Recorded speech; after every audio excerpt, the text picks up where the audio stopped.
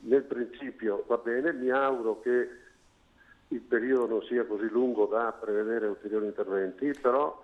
l'elemento che mi preoccupa in più è l'effettiva possibilità del sistema bancario a erogare liquidità alle imprese. Va bene la questione delle garanzie del medio credito, va bene la moratoria dei mutui, dei finanziamenti, però bisogna che le banche siano messe in grado di dare